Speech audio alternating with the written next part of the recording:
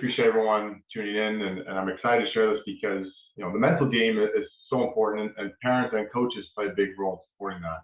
And my favorite analogy to think about mindset is the car driver. And so many athletes spend so much time and energy developing their skill, their speed. They have a great vehicle and car that can go out there and perform at a high level. But what about the driver? What about their mindset?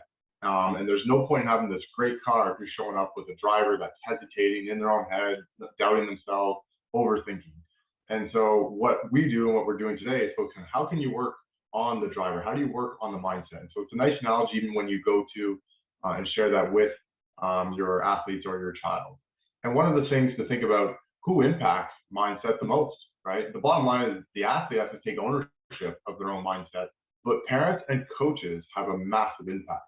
And so on a lot of the athletes I work with, what's one of the big reasons why they're in their own head? Either the coaches or the parents. And I have programs and work for coaches, and the stuff we do with teams really addresses that, make sure coaches have the tools. But also this is catered a little more for the parent side. How can the parents support it? Because you're interacting with your child daily, especially in that range of, let's say, 10 to 15, and even after and younger. And so a lot of the lessons that we'll cover today will help with that.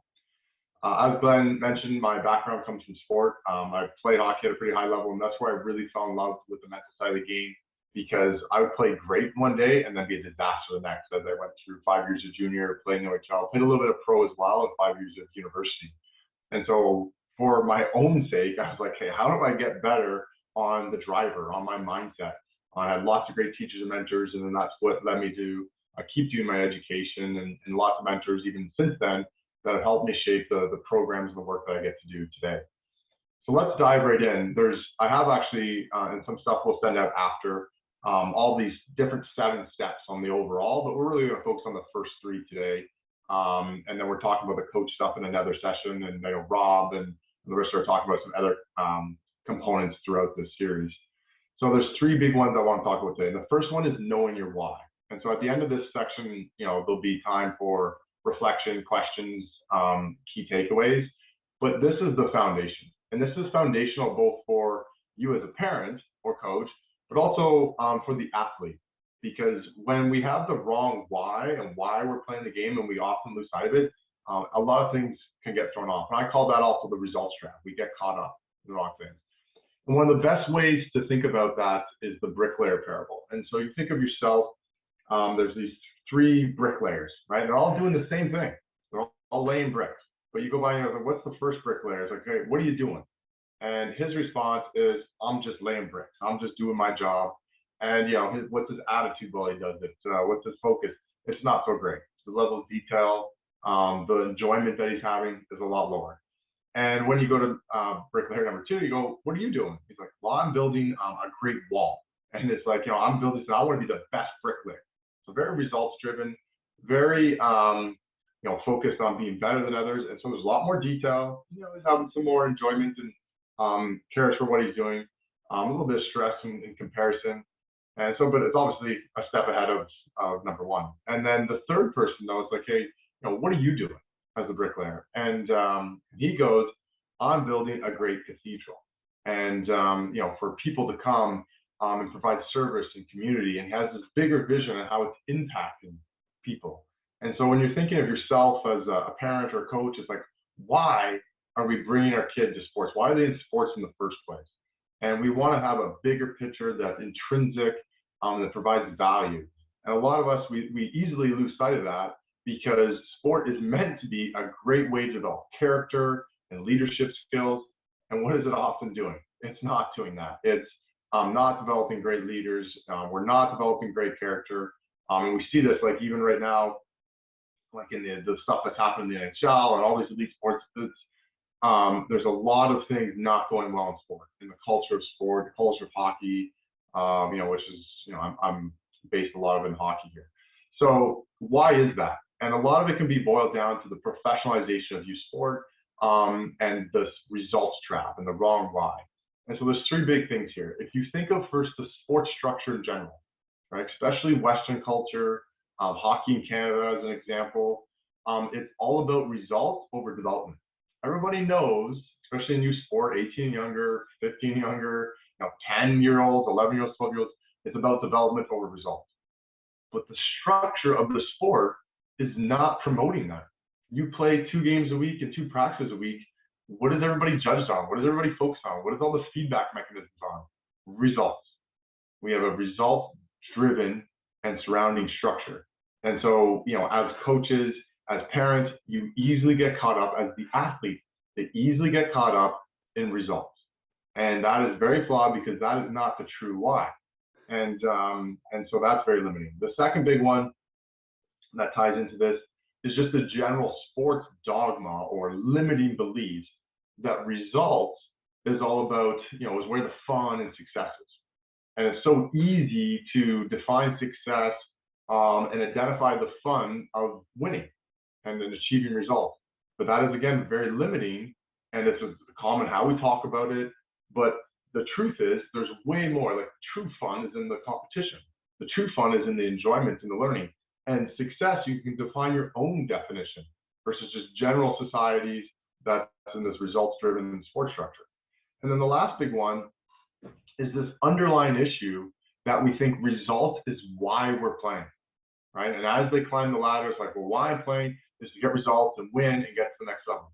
And that's not the result, not the why.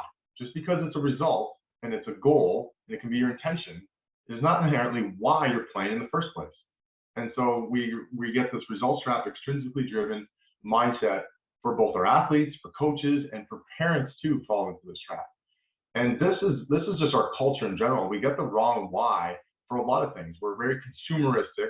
And I like this diagram because it shows, we're focusing on our why is on the right side. It's the what. This is why I'm doing is to achieve the results and the goals. I want to achieve more. I want to have more. I want this. I want to have this. Very consumeristic. And because we have this as our why, is the what, we got to do more to get more, right? We're focused on the how just so that we can get the results. And so the process is based on the results. And therefore, the last piece of the puzzle is if I achieve this and I'm doing these things, help me achieve this, then that was why I was doing it all along, and that's meaningful, and I'm successful. And it's completely backwards. The best way and the true way to think about sport and anything meaningful in life is why you do it in the first place. What's intrinsically meaningful in our values? What's our cathedral? What is the service that we're providing?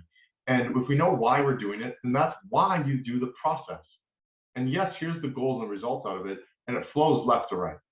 And that is, when we do this, we have the right why, the right foundation, we enjoy our experiences in life more.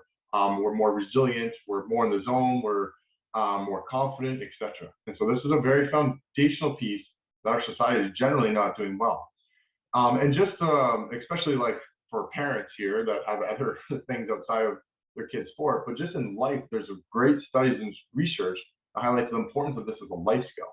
Because when there's people in other areas of life that really are just focused on the success and praise, the results, and then that's their goal and everything, that's their why, and they even achieve it, they're not happier. The research shows it does not increase well-being. It doesn't decrease necessarily, but they're not happier.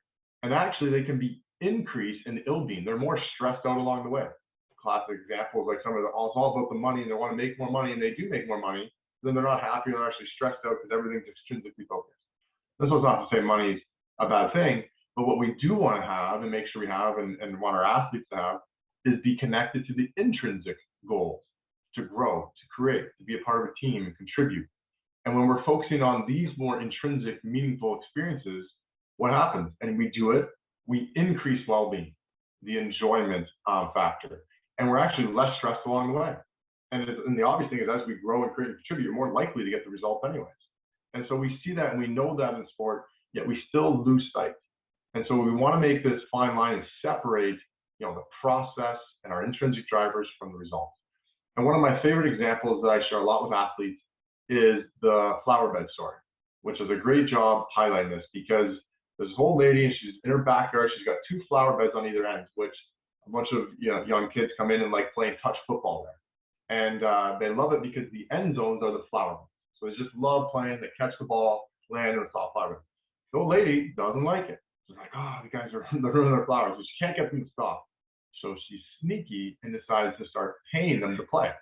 So it's like, all right, $5 every week. Kids are like, this is unreal. We each get $5, and we get to play this game we love, and we're getting paid to do it.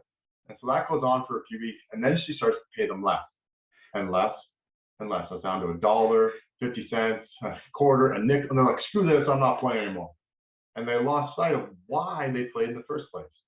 And for every athlete, especially as they rise the ranks, or even if it's just going from AA to AAA, or as they get older, or their draft years, etc., and they think their why now is just the result, the shiny objects, and they lost sight of the intrinsic and the joy of the game itself in the first place. And so this is a great story that does that. And then for us parents, it's the same thing. We're losing sight of our why. And one of the things that I really reinforce a lot for parents is there's so many parents, like they're well-intended. We're all well-intended. We show up, we have good intentions for our kids. And then we get to the rink or we get to the playing field, and then we start to lose sight of our why. We're not as well as composed and in control of our emotions. And one of the concepts that we actually use with the athlete is this alter ego, comes from Todd Herman's work, and it's simply creating this two sides, showing up as your best self versus worst self. And we're often so focused on the athlete and how the athlete's showing up. It's like, how are you showing up as a parent?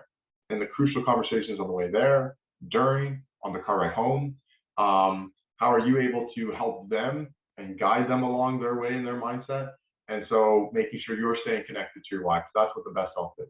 And the analogy here, and I'll get into it in the next section, what the alter ego is, but the short of it is, there's a Superman Clark Kent analogy Todd uses, and it's, there's these two selves, and which one's the true one? And sometimes people like, oh, the real person's Clark Kent, and then he becomes Superman.